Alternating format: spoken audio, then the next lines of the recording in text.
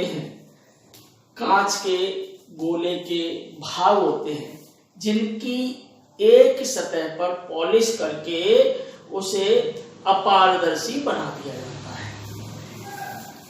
गोलीय दर्पण किसी गोले के भाग होते हैं जिनके किसी एक पृष्ठ पर पॉलिश करके उसे अपारदर्शी बना दिया जाता है।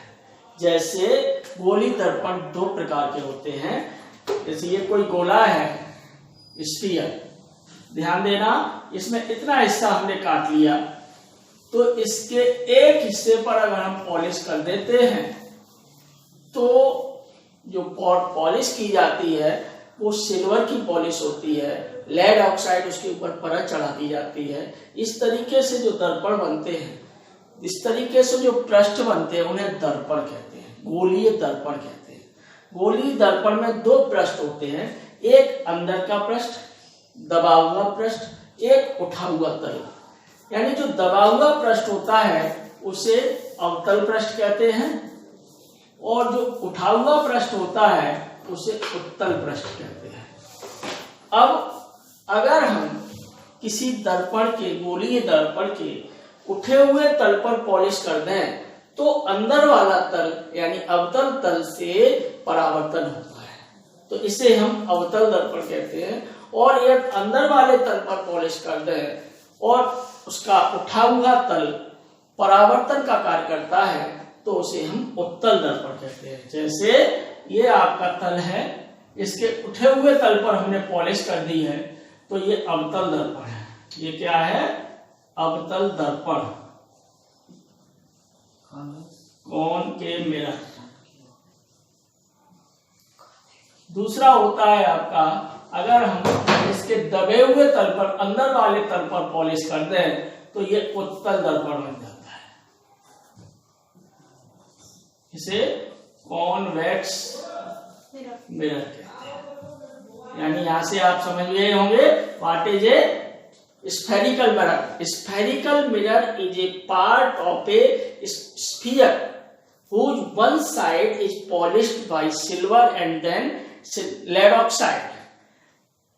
इसमें दो पार्ट होते हैं, the inner part is known as the concave part and outer part is known as the convex part. When the polish is done on the upper part यानी outer part and inner part acts as a reflective surface, then it is known as a concave mirror.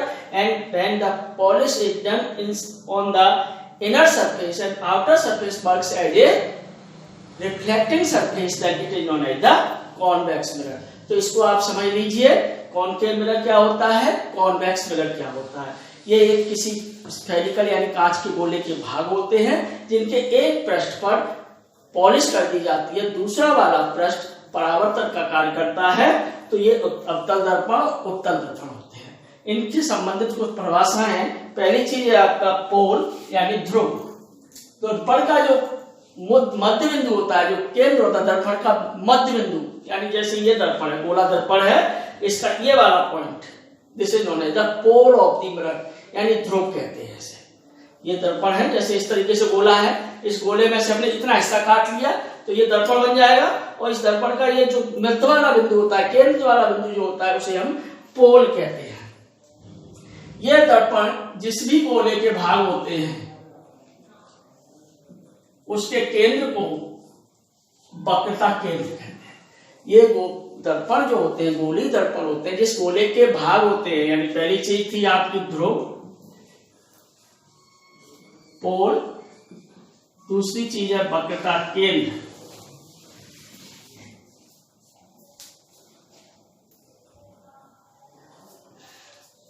Centre of curvature. यानी जिस गोले के ये भाग होते हैं उसके केंद्र को दर्पण का वक्रता केंद्र कहते हैं। The centre of curvature of the spherical mirror is the centre of the sphere which spherical mirror is a part. तीसरा होता है वक्रता त्रिज्या, रेडियस ऑफ कर्वेचर, यानी कि ये जिस गोले के भाग होते हैं उसकी त्रिज्या को यानी उसकी रेडियस को इसकी रेडियस ऑफ कर्वेचर कहते हैं, रेडियस ऑफ कर्वेचर कहते हैं। जिस गोले के ये भाग होते हैं उसकी त्रिज्या को, उसकी रेडियस को दर्पण की यानी स्फेरिकल मिरर की रेडियस ऑफ कर्वेचर कहते हैं। दूसरा होता है चौथा पॉइंट फोकस, फोकल पॉइंट। इससे पहले होता है आपका मुख्य अक्ष।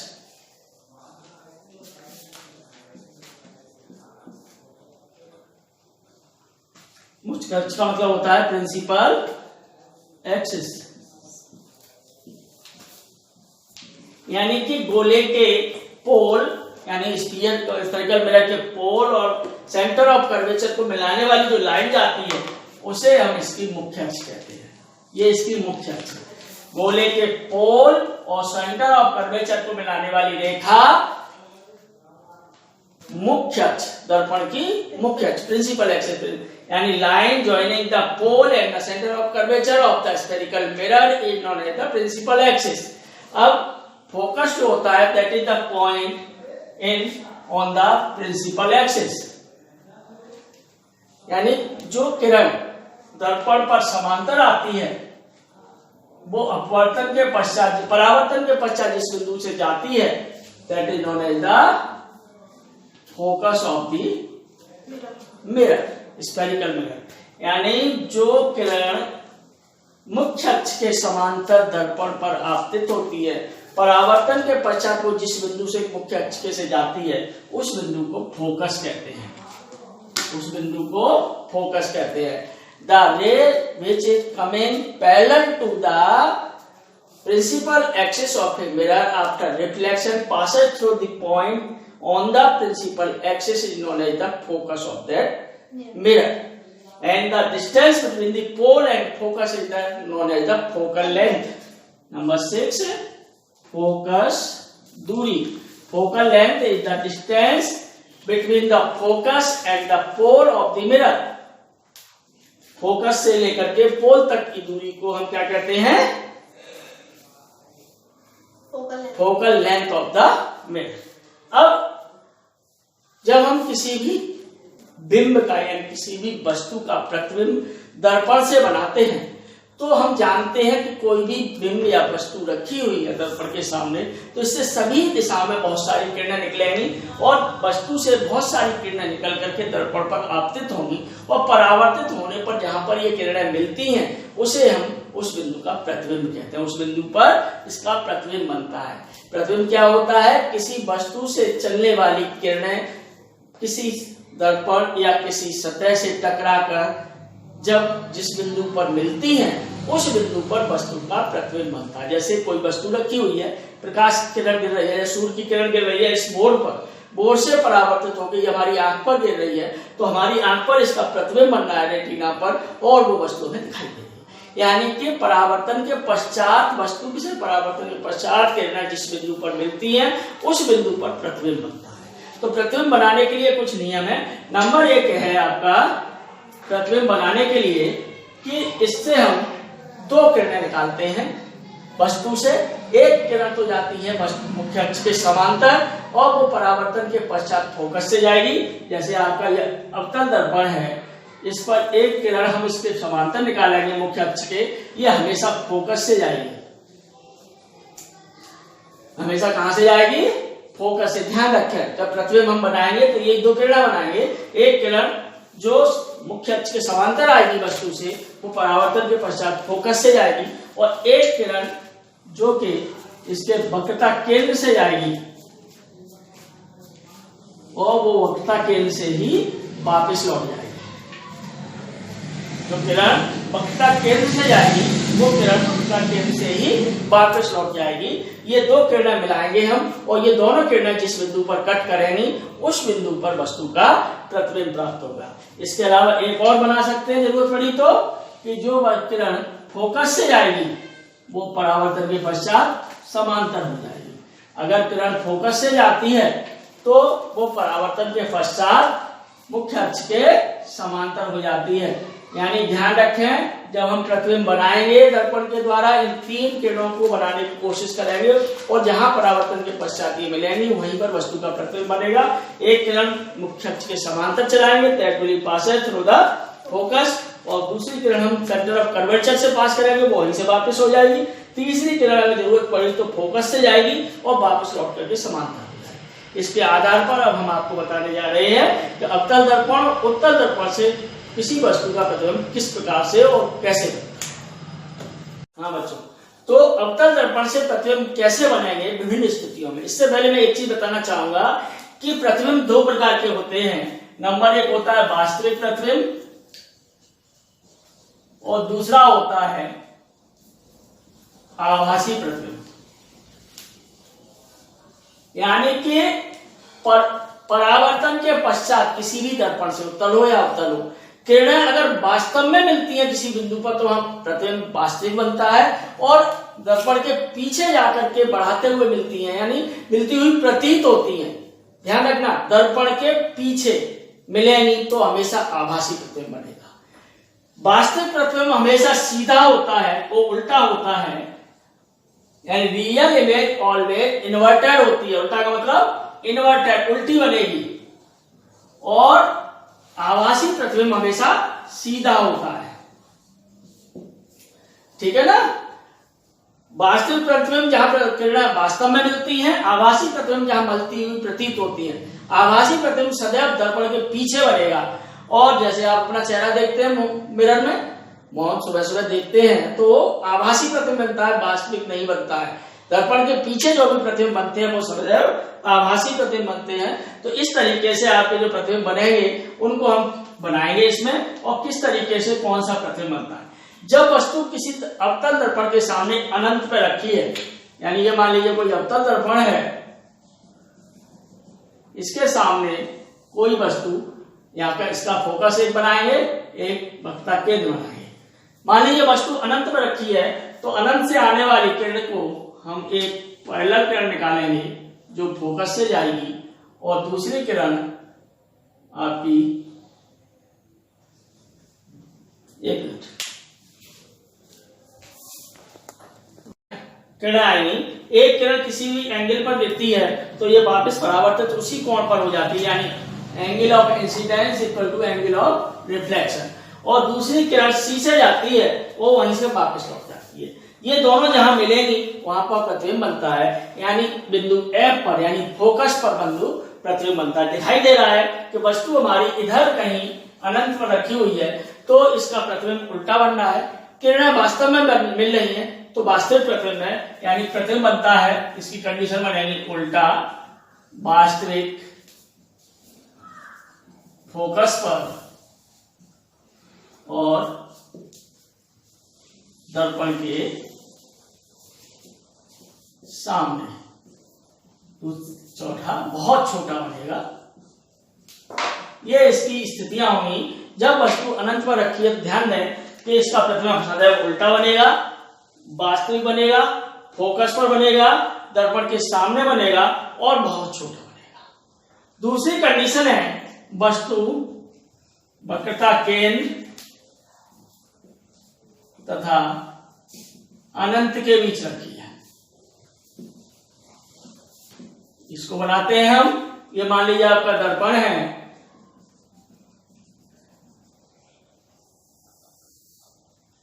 ये इसका F है, ये C है।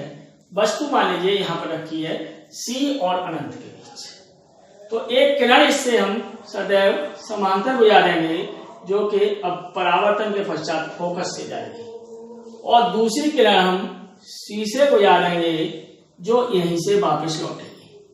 ध्यान दें, यही मैंने पहले बताया था, एक किरण समांतर जाएगी, परावर्तन के पश्चात फोकस से जाएगी, दूसरी किरण C से जाएगी और वहीं से वापस लौटेगी। ये दोनों जहां कट करेंगी वहां पर आपका प्रतिबिंब बन जाएगा। दिखाई दे रहा है ये ऊपर की ओर है, ये नीचे, यानी उल्टा बनना है। किरण वास्तव में मिल रही है, इसका मतलब वास्तविक बनना है। F उल्टा, वास्तविक, वस्तु से छोटा, और F तथा C के बीच। तो वक्रता केंद्र पर रखी है, वक्रता केंद्र यानी सी पर रखी है, तो एक किरण इसके समांतर जाएगी जो फोकस से जाएगी, और दूसरी किरण इसमें फोकस से गुजारेंगे जो समांतर लौट जाएगी। ये दोनों किरणें जहां मिलेंगी वहां पर आपका प्रतिबिंब बनेगा, यानी प्रतिबिंब सी पर ही बनेगा। तो इसका मतलब ये हमेशा उल्टा बनता है, बराबर बनेगा इसमें, क्योंकि सी का सी पर बनना है, सी पर ही बनेगा, और उल्टा बनेगा, बराबर बनेगा, सी पर बनेगा और वास्तविक बनेगा। चौथी कंडीशन है वस्तु F तथा C के बीच रखी है। इस कंडीशन के लिए हम बताएंगे आपको, वस्तु फोकस तथा वक्रता केंद्र के बीच रखी है, उस स्थिति में हम एक किरण सीधी गुजारते हैं समांतर, जो कि परावर्तन के पश्चात फोकस से जाएगी, और दूसरी किरण सी से गुजारेंगे, वो सी से ही वापस लौटेगी। इसका मतलब एक किरण ये गई, यहां से वापस लौट रही है, सी से जाएगी, सी से ही वापस लौटेगी, सी एफ, और इसका प्रतिबिंब आपको दिखाई दे रहा है इधर की तरफ बनेगा। किरणें परावर्तन के पश्चात यहां मिलती हुई प्रतीत होगी, इसका मतलब प्रतिबिंब वास्तविक बनेगा, उल्टा बनेगा, बड़ा बनेगा, और सी तथा अनंत के बीच बनेगा। ये चीज ध्यान रखें। पांचवी कंडीशन है वस्तु जब फोकस पर रखी है। फोकस के लिए हम ये कंडीशन बनाएंगे इसकी,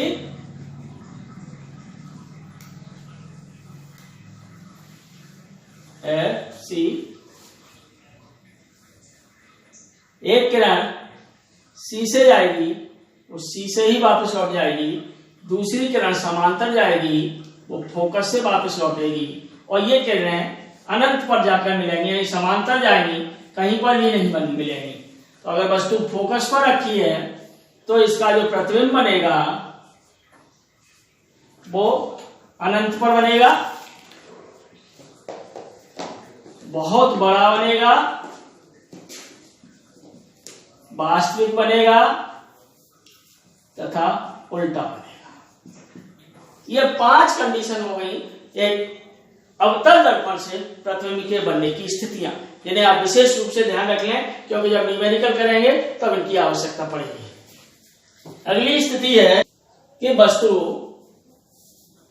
दर्पण के फोकस तथा पोल यानी ध्रुव के बीच रखी हुई है। इस स्थिति में एक किरण हम सीधी गुजारेंगे जो कर फोकस से वापस जाएगी, दूसरी किरण केंद्र सी से जाएगी जो वहीं से वापस, पीछे बढ़ाने पर ये फैलती जा रही है, यानी कहीं नहीं मिलेंगी। इसलिए इधर पीछे दर्पण के पीछे अगर हम बढ़ाएंगे तो ये पॉइंटेड मिलाएंगे, क्योंकि ये दर्पण के पीछे मिला रहे हैं, इसलिए यहां पर जाकर के इसका ये दोनों मिलेंगे आभासी रूप से। इसलिए ये वाला जो प्रतिबिंब बनेगा वो आभासी बनेगा, बड़ा बनेगा, सीधा बनेगा तथा दर्पण के पीछे बनेगा। इसी स्थिति का उपयोग करके नाई लोग जो दाढ़ी बनाते हैं वो दाढ़ी को बनाने के लिए अवतल दर्पण का प्रयोग करते हैं, या चेहरा को बड़ा देखने के लिए, बालों को बड़ा देखने के लिए। वस्तु अगर बाल इस स्थिति में आ जाए तो इसका प्रतिबिंब पीछे की ओर बड़ा बनता है, यानी यहाँ पर अवतल दर्पण का प्रयोग किया जाता है।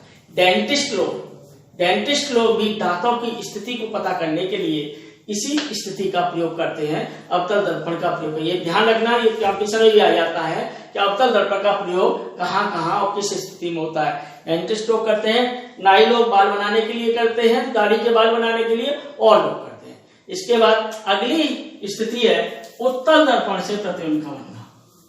उत्तल दर्पण से प्रतिबिंब का बनना। उत्तल दर्पण में हम जानते हैं कि इसके उठा हुआ तल से पॉलिश, अंदर वाले तल में पॉलिश होती है, उठे हुए तल से परावर्तन होता है। इसका फोकस बिंदु पीछे की ओर होता है, पॉलिश की ओर, और इसका वक्रता केंद्र भी पॉलिश की ओर होता है।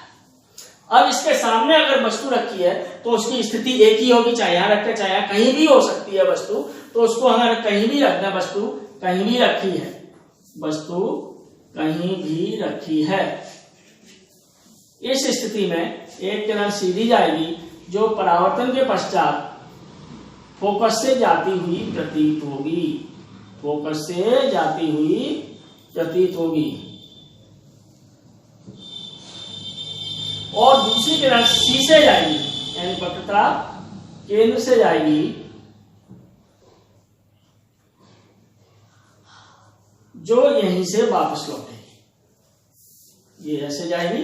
तो ये दोनों किरणें पीछे बढ़ाने पर यहां पर पोल और फोकस के बीच में मिलती हुई प्रतीत होती है, वो भी आभासी रूप से। इससे ये पता चलता है कि वस्तु अब तो उत्तल दर्पण के सामने कहीं भी रखी हो, इसका प्रतिबिंब सदैव सीधा, छोटा, आभासी और दर्पण के पीछे बनता है।